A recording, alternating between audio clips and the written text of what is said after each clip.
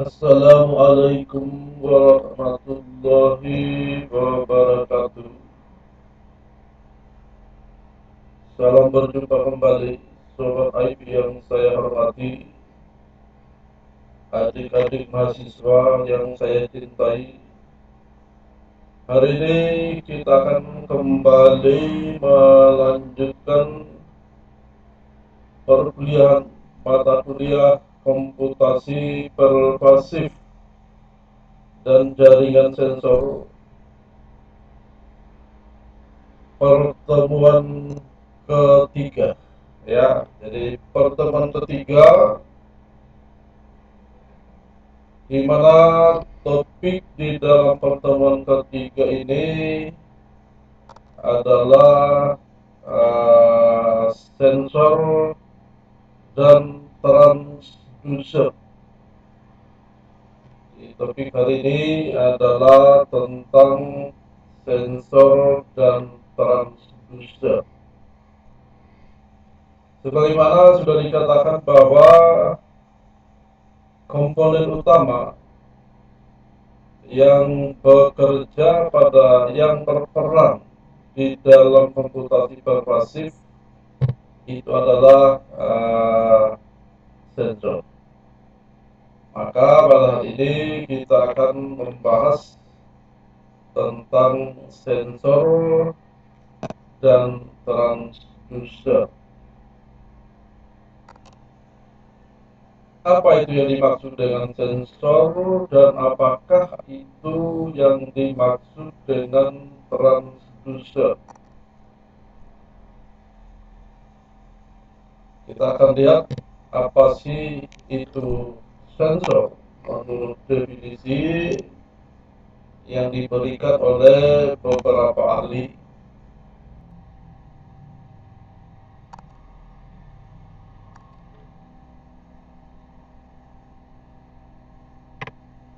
Ada definisi yang diberikan oleh Desharon mengatakan bahwa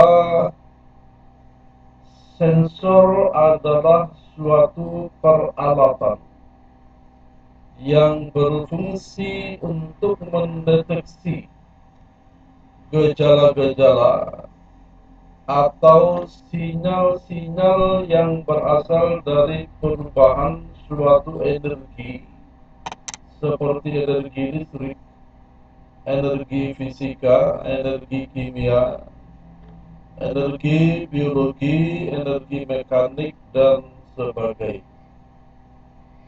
Menurut definisi yang diberikan oleh Descartes.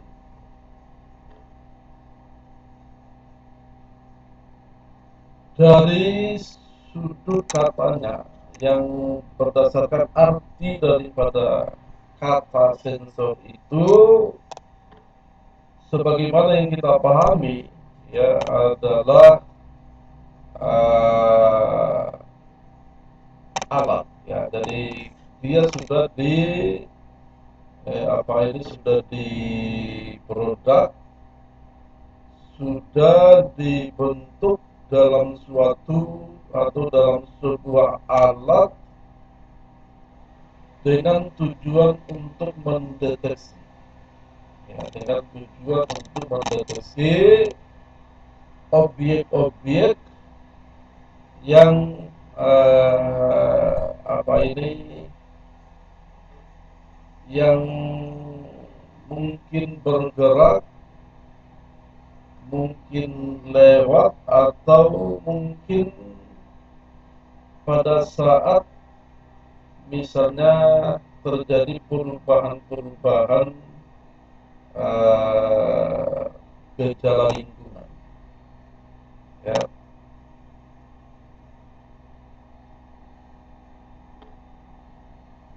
Maka ya di sini arti daripada sensor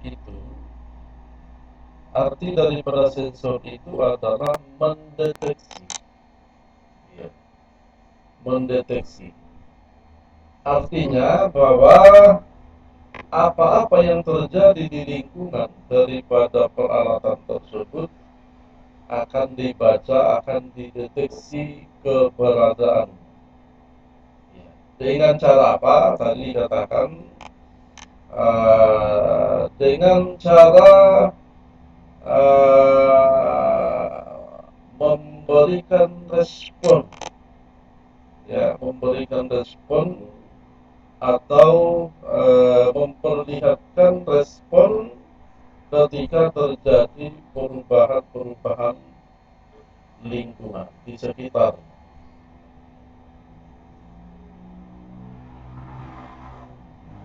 Dalam bentuk apa responnya itu akan bergantung kepada tujuan.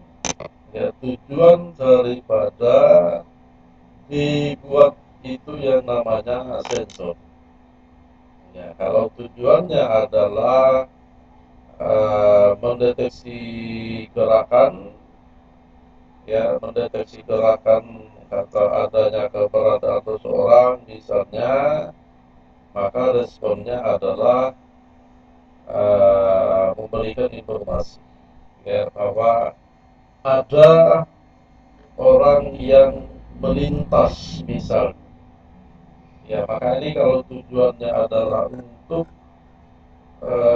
pengamanan katakanlah sebuah bangunan yang sepi, maka keberadaan orang itu ditafsirkan sebagai penyusupan. Ya, keberadaan orang ditafsirkan sebagai penyusupan atau mungkin bisa kita ditafsirkan sebagai maling misal. Ya, jadi itu tujuan daripada sensor. Ya, dengan adanya katakanlah orang yang melintas dilaporkan kepada katakanlah pemilik rumah misalnya, maka katakanlah pemilik rumah akan memberikan reaksi dengan cara membunyikan buzzer misal. Ya, atau sensor itu sendiri, perangkat itu sendiri, ya, jadi perangkat yang kemudian mungkin menyatu dengan sensor itu akan memberikan reaksi berupa buzzer misalnya, itu adalah contoh. Oleh Deswaro dicontohkan bahwa seperti misalnya kamera sebagai sensor penglihatan, telinga sebagai sensor pendengaran, kulit sebagai sensor peraba, LDR sebagai sensor cahaya dan lain. Ya, itu akan tergantung daripada tujuan daripada sensor tersebut.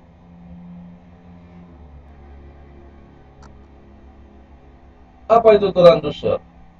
Ya, jadi definisi dari William dikatakan bahwa transducer adalah sebuah alat yang bisa digerakkan oleh suatu energi di dalam sebuah sistem transmisi, akan menyalurkan energi tersebut dalam bentuk yang sama atau dalam bentuk yang berlainan ke sistem transmisi berikutnya.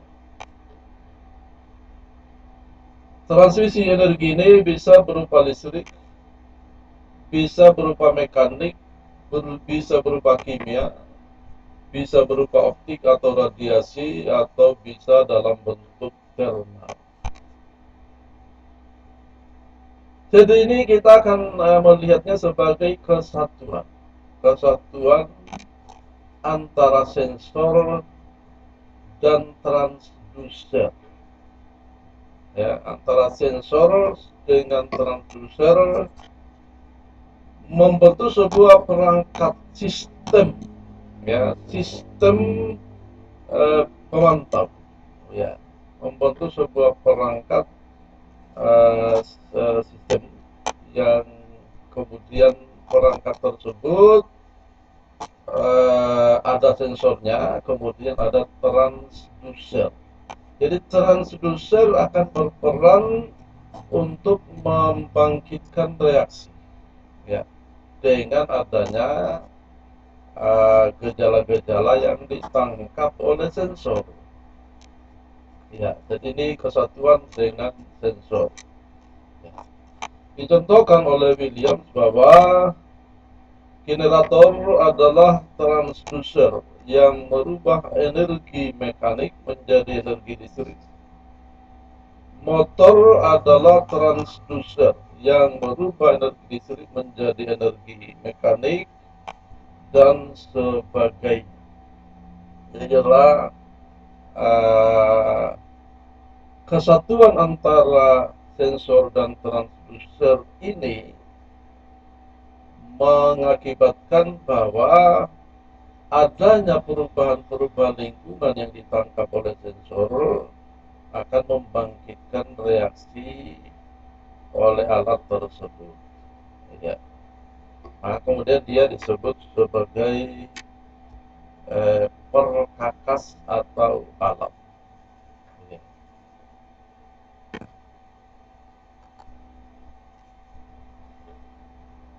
Kemudian alat ukur.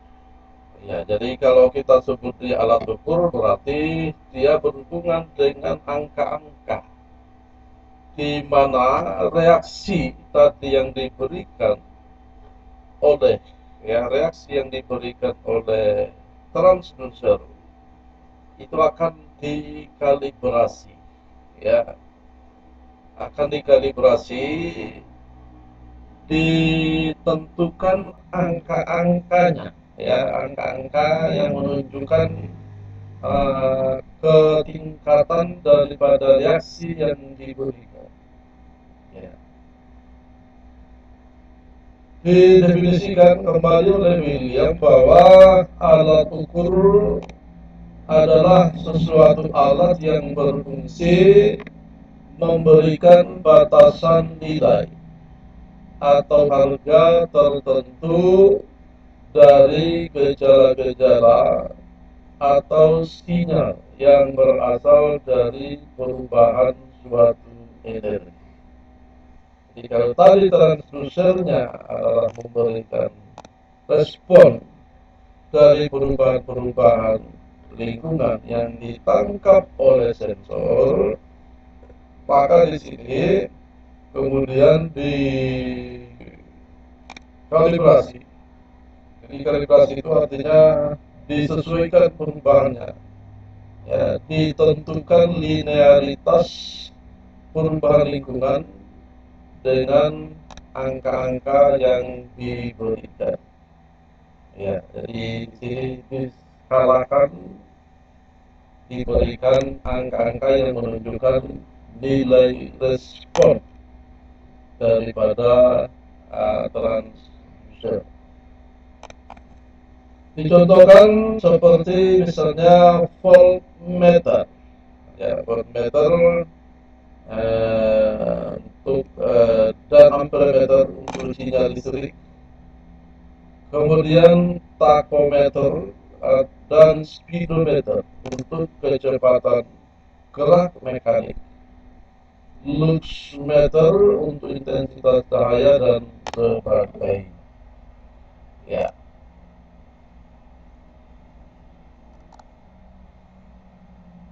Apa persyaratan umum daripada sensor dan transducer? Persyaratan umum daripada sensor dan transducer pertama adalah linearitas. Ya.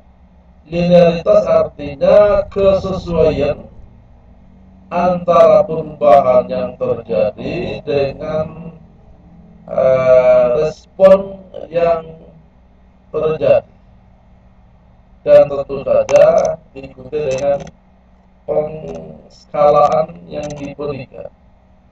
Ya. Jadi jangan sampai perubahannya sudah demikian besar, tetapi responnya masih kecil. Ya, tentu saja dengan pemberian angka yang juga masih kecil. Jadi kalau perubahan itu besar, maka respon juga harus besar, dan tentu angkanya juga harus besar. Jadi linearitas, jadi harus sesuai antara perubahan lingkungan yang dideteksi oleh sensor terhadap respon daripada alat. Kemudian yang kedua adalah sensitivitas. Sensitivitas, ya, jadi kalau linearitas lebih pada penskalaannya. Ya, jadi perubahan itu harus sesuai dengan skala-skala yang diberikan. Maka sensitivitas ini berhubungan dengan sensornya itu sendiri dan reaksi respon daripada transducer. Jadi apa ini ada perubahan, sedikit saja perubahan lingkungan, maka dia mengalami perubahan. Ya, sensornya melihat perubahan, lalu kemudian transducernya ada perubahan. Ya, jadi ada perubahan, sedikit perubahan pada lingkungan, maka sensornya mendeteksi perubahan itu, kemudian transducernya memperlihatkan respon, ya, sekecil apapun perubahan tersebut. Itu disebut sebagai sensitivity. Dan persyaratan umum yang ketiga disebut sebagai response time. Ya, jadi response time dimaksudkan supaya kalau perlu jangan ada jeda waktu. Artinya bahwa perubahan yang ditangkap pada saat itu langsung diperlihatkan responnya juga pada saat itu. Jangan sampai perubahannya sudah terjadi di menit kesekian, di detik kesekian, lalu responnya nanti 3 jam kemudian. Itu namanya tidak memenuhi syarat, ya, tidak memenuhi syarat. Jadi respon time-nya ini diharapkan supaya jangan ada jeda waktu antara perubahan-perubahan gejala-gejala yang terjadi pada lingkungan dengan respon yang diberikan oleh peralatan tersebut. Ya. Kemudian ada ketentuan lain. Ya, ketentuan lain yang ya dengan beberapa pertimbangan yang perlu diperhatikan dalam memilih sensor yang tepat. Ini berdasarkan kajian yang dilakukan oleh Yayan, ya, dalam sebuah laporan. Pertama adalah apakah ukuran fisik sensor cukup memenuhi untuk dipasang pada tempat yang diperlukan. Ya, jadi kesesuaian antara ukuran dengan tempat. Ya. Kemudian apakah ia cukup akurat? Ini sebenarnya yang perlu dipertanyakan.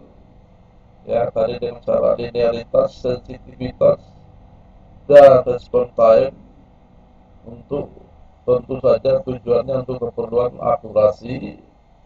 Kemudian apakah ia bekerja pada jangkauan yang sesuai? Jadi ini juga harus dipertimbangkan jangkauannya. Kira-kira sensor itu bisa mendeteksi pada jarak berapa misalnya. Itu harus dipertimbangkan juga sesuai dengan tujuan. Apakah ia akan mempengaruhi kuantitas yang sedang diukur? Iya, jadi ini pertimbangannya adalah jangan sampai dengan katakanlah dengan peralatan tersebut maka lingkungan terpengaruh. Ya, artinya yang seharusnya memberikan gejala-gejala yang real di lapangan, tetapi karena pengaruh alat mungkin dia bisa seperti tidak jujur, ya, tidak memberikan informasi atau data yang sesuai, misal karena pengaruh alat tersebut. Kemudian apakah ia tidak mudah rusak dalam pemakaiannya? Ya, coba jangan sampai, ya, ini memang kita harus lihat katakanlah seperti termometer, ya harus sesuai dengan penggunaannya, jangan sampai melewati batas-batas pengukurannya, ya dia tentu akan rusak, ya. Maka tentu saja untuk termometer lingkungan misalnya, termometer untuk yang selama ini digunakan itulah termometer untuk suhu kamar. Suhu kamar itu ya maksimum ya nggak sampai 100, di bawah 100. Maka kepekaan daripada sensor itu di batas 100. Kalau sudah melebihi daripada 100 ya alatnya yang rusak. Ya, alatnya yang rusak karena dia melebihi batas. Maka itu ditujukan untuk temperatur kamar yang tidak pernah sampai di 100 derajat. Ya. Kemudian apakah ia tidak mudah rusak? Oke. Apakah ia dapat menyesuaikan diri dengan lingkungannya? Nah, itu perlu ya, dan ini ya, masalah teknik pembuatan ya, apakah ia dapat menyesuaikan diri dengan lingkungannya. Kemudian apakah biayanya terlalu mahal? Apakah dia terjangkau? Ya, tentu saja harus mempertimbangkan bagaimana alat itu akan digunakan. Ya, kalau digunakan oleh kalangan-kalangan awam tertentu atau perusahaan-perusahaan tertentu ya berbeda ya. Kalau kalau untuk keperluan khusus yang sangat khusus ya tentu itu bisa saja mahal, tetapi kalau untuk kebutuhan publik itu harus kita pertimbangkan keterjangkauan daripada publik. Kategori sensor. Secara garis besarnya sensor kita bisa kategorikan dalam dua jenis. Yang pertama disebut dengan internal sensor, yaitu sensor yang dipasang di dalam. Ini diilustrasikan dalam sebuah robot, ya, robot yang bergerak misalnya. Maka sensor yang dimaksud dengan sensor internal adalah sensor yang dipasang di dalam bodi robot. Ya. Sensor internal diperlukan untuk mengamati posisi, kecepatan, dan akselerasi berbagai sambungan mekanik pada robot dan merupakan bagian dari mekanisme servo. Ya, ini khusus untuk robot ya. Jadi ini untuk robot kategorikan ada internal sensor. Ya tentu saja untuk hal yang tidak bergerak, yang dipasang tetap, itu kita tidak bisa kategorikan menjadi internal sensor dan external sensor karena sensornya adalah sensor tunggal. Ya, tetapi pada robot itu ada dua jenis sensor, yaitu yang pertama adalah internal sensor, yaitu sensor yang dipasang di dalam untuk terutama bagaimana mengatur reaksi daripada servo. Ya, servo ini adalah seperti engsel, ya, engsel yang gerakannya hanya dalam dua arah, misalnya atas bawah, kiri kanan, ya maju, ya atas bawah, kiri kanan, seperti katakanlah ya seperti engsel. Jadi cuma hanya dua arah. Ya, maka untuk menentukan gerakan, ya dimensi gerakan daripada robot, ya itu akan bergantung kepada servo, ya jumlah servo. Kemudian ada external sensor, yaitu sensor yang dipasang di luar bodi robot. Ya. Sensor eksternal diperlukan karena dua alasan, yaitu pertama untuk keamanan, ya, dan yang kedua adalah sebagai penuntut. Ya, misalnya katakanlah untuk sensor panas, ya, di mana sensor panas itu akan dideteksi arahnya. Ya, katakanlah sensor ini akan berjalan, tujuannya adalah pemadaman misalnya, maka dia akan sensornya akan menuntun robot itu ke arah yang uh, temperaturnya sangat tinggi, ya temperaturnya sangat tinggi atau api. misal. Ya, maka ketika sensor eksternal mendeteksi ada titik panas di tempat tertentu, maka itu akan diperintahkan, yang akan memberikan perintah kepada sensor internal untuk melakukan gerakan servo, ya, ke arah daripada titik panas. Ya, jadi itu uh, dikhususkan untuk robotik. Kemudian klasifikasi sensor itu ada tiga. Pertama disebut sebagai sensor thermal atau panas, ya seperti termometer yang tadi disebutkan contohnya. Kemudian sensor mekanis ini sangat luas, termasuk di dalamnya adalah magnetik, ya sensor magnetik. Dan kemudian ada sensor optik atau cahaya. Ya, maka kalau kita lihat di sini, maka objek pembahasan yang kita fokuskan di sini adalah ke sensor mekanik, ya ke sensor mekanik. Ya, kenapa? Karena dia terlalu banyak jenisnya, banyak jenis yang dihasilkan, diproduksi dengan sensor mekanik ini. Kemudian ada klasifikasi transducer. Ya, jadi kalau sensor tadi kita katakan mendeteksi gejala, maka transducer itu merespon, ya memberikan respon. Diklasifikasikan menjadi dua. Ada yang disebut dengan self-generating transducer atau transducer pembangkit sendiri. Ya. Self-generating transducer ini adalah transducer yang hanya memerlukan satu sumber energi.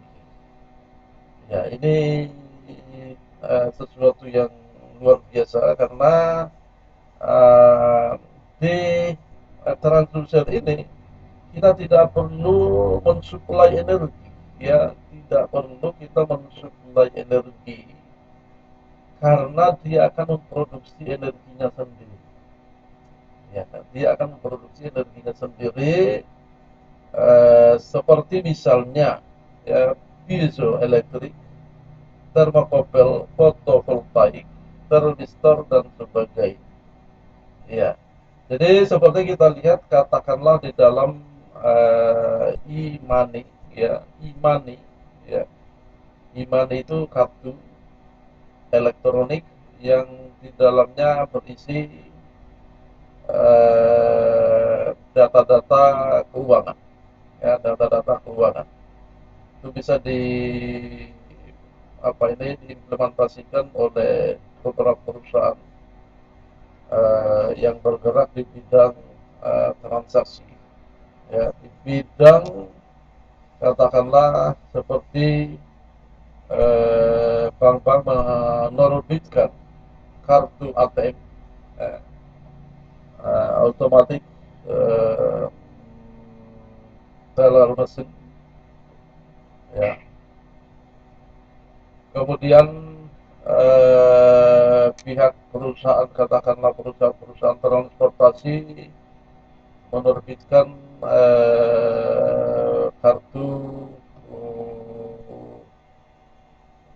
bayar, ya kartu pembayaran, ya seperti misalnya di jalan tol, masuk jalan tol, masuk di stasiun kereta api, masuk di busway, misalnya jalur busway, ya itu e-money, ya kemudian di perusahaan-perusahaan transportasi seperti misalnya Gojek menerbitkan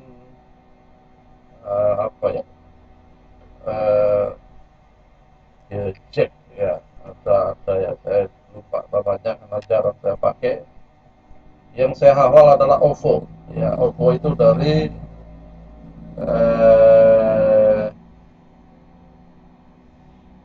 masih namanya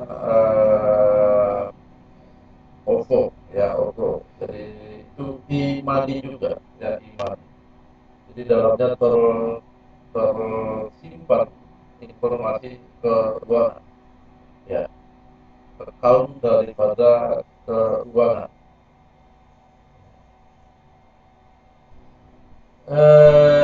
Ya banyak yang lain-lain ya, banyak yang lain-lain menerbitkan kartu-kartu semacam itu, dan bahkan kita ya itu tidak perlu dengan kartunya Pak, ya dengan, tapi dia dalam bentuk soft ya, software, dalam bentuk apa ini, software yang menerbitkan ya, menerbitkan informasi keuangan, sehingga transaksi bisa kita lakukan dengan software tersebut tanpa misalnya katakanlah menggunakan kartu. Tapi itu tentu bukan self generating transducer, jadi bukan transducer. Yang dimaksudkan transducer adalah seperti ATM tadi ya, ATM atau kartu-kartu yang kita gunakan dengan basis RFID, Radio Frequency Identification ya, itu adalah self generating transducer. Kemudian ada yang disebut dengan external power transducer, yaitu transducer daya dari luar. Nah, kalau ini harus disupport oleh energi dari luar. Ya. External power transducer adalah transducer yang memerlukan sejumlah energi dari luar untuk menghasilkan suatu keluaran. Contohnya adalah resistan thermal detector, strain gauge, linear variable differential transformer, potentiometer, node central medical storage, dan berbagai. Ya, jadi external power itu memerlukan suplai energi dari luar. Ya, seperti misalnya baterai yang kita gunakan itu harus dicas supaya terus menerus ya, habis energi dicas lagi misalnya.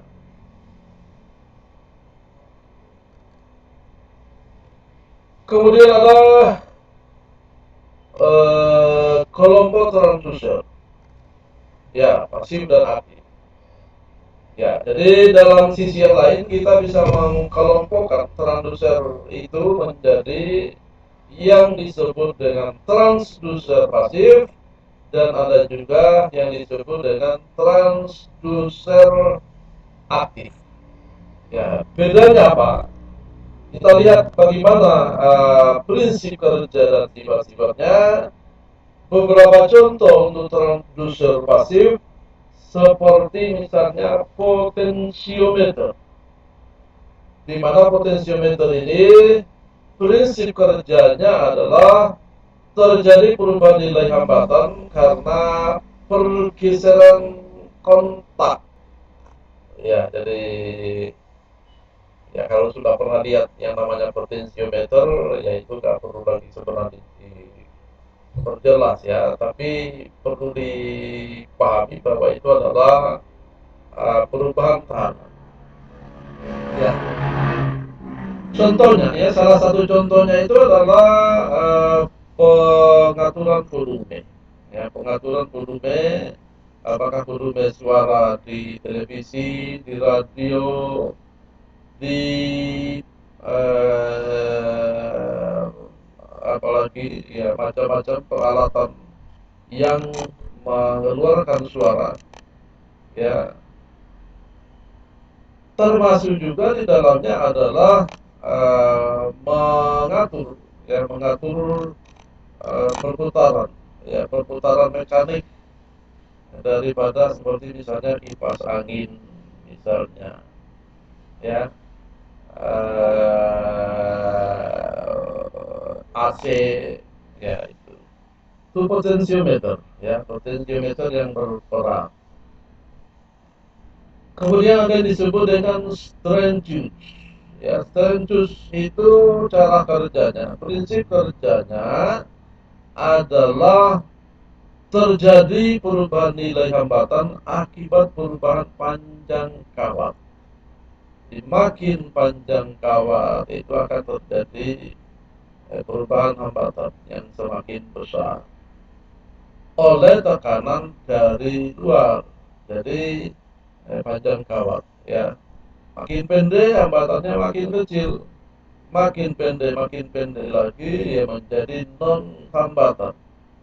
Ya, non hambatan ya kalau di kutub listrik ya itu akan menjadi eh, apa ini hubungan pendek, ya, hubungan pendek.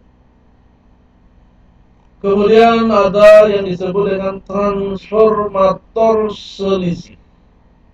Prinsipnya adalah tegangan selisih dua kumparan primer akibat pergeseran inti terakhir. Ya, pergeseran inti terakhir. Transformator sebagaimana yang kita pahami selama ini adalah tujuannya untuk merubah, ya, merubah tegangan, ya. Jadi merubah tegangan dari tinggi ke rendah, ya, disebut dengan transformator up, step up, ya, transformator step up. Dan ada yang bertujuan untuk penurunan tegangan, disebut dengan transformator step down.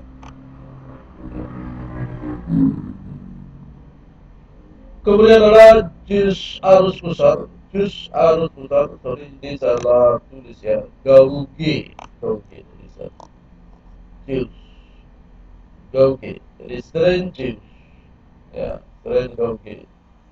Kemudian jus arus pusat, di mana prinsip kerjanya adalah terjadi perubahan indukansi kumparan akibat perubahan jarak pelat. Ya, ini pemakaian alatnya adalah pada pergeseran atau ketebalan. Itu adalah beberapa transducer pasif. Selanjutnya adalah yang disebut dengan transducer aktif. Ya. Transducer aktif, misalnya ada yang namanya sel fotoemitif. Ya, sel fotoemitif, cara kerjanya adalah terjadi emisi elektron akibat radiasi yang masuk pada permukaan fotoemitif. Kemudian ada yang disebut dengan fotomultiplier. Cara kerjanya adalah terjadi emisi elektron sekunder akibat radiasi yang masuk ke katoda sensitif cahaya. Ya. Dan ada yang disebut dengan termokopel. Jadi ada ya, mungkin para mahasiswa bahkan mungkin menggunakan termokopel di perusahaan-perusahaannya. Ya, yang bekerja di pabrik-pabrik itu, ya, saya kira sudah sangat kenal yang namanya termokopel. Ya, prinsipnya adalah terjadi pembangkitan gaya gerak listrik pada titik sambung dua logam yang berbeda akibat dipanas. Kemudian ada generator kumparan putar atau disebut dengan takogenerator. Ya, yaitu apa ini cara kerjanya, terjadi perputaran sebuah kumparan di dalam medan magnet yang membangkitkan tegangan. Jadi terjadi perputaran kumparan di dalam medan magnet yang tentu saja perputaran itu akan membangkitkan tegangan. Kemudian ada yang disebut dengan piezoelektrik, ya, yaitu terjadinya pembangkitan gaya gerak listrik bahan kristal piezo akibat gaya dari luar. Ya, di transducer aktif.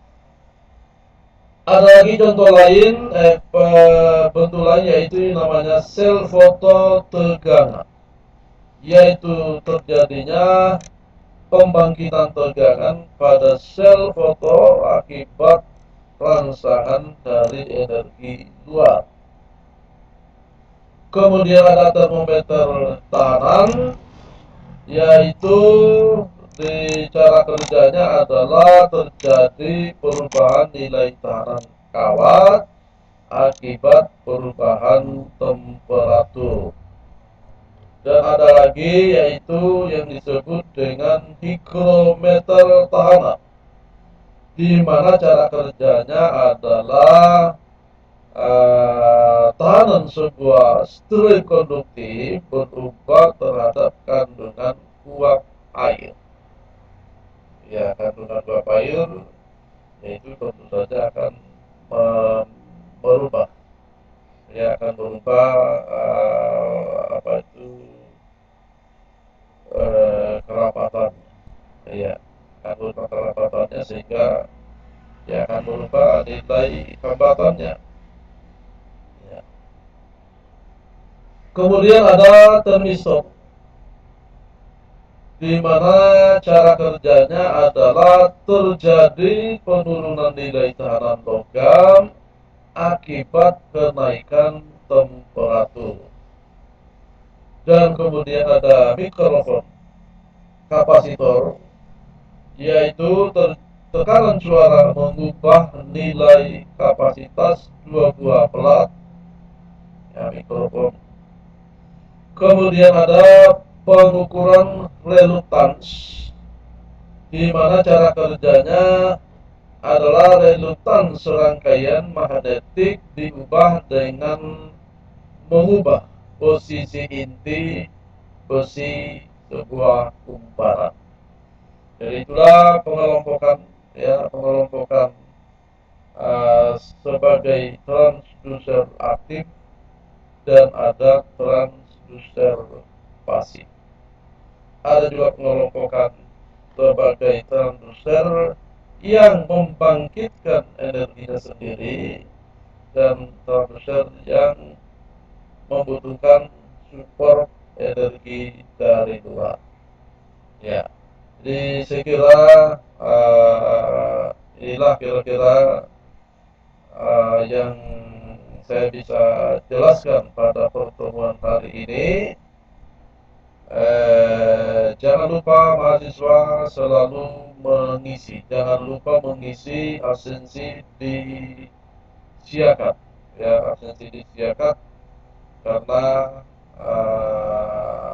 kehadiran mahasiswa dianggap hadir kalau mengisi absensi di sana, karena rekor absensi di sana dilakukan, ya ya jadi bukan di sini tapi di absensi disiakan. Kalau ada yang dipertanyakan silakan ditulis pertanyaannya dalam bentuk komentar di kolom video ini. Hasil komentar atau katakanlah ya bisa komentar, bisa pertanyaan, bisa menjawab, ya jadi perlu saya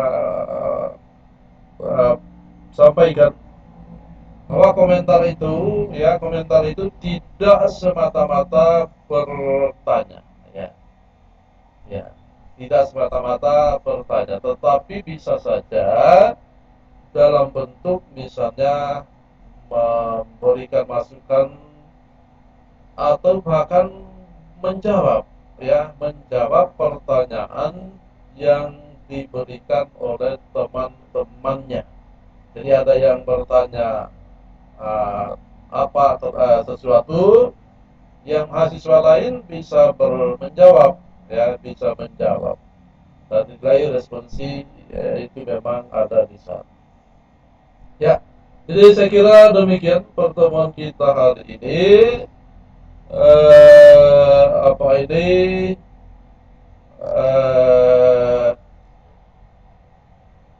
Jangan lupa juga berikan dukungannya, ya jangan lupa juga berikan dukungannya bagi yang belum,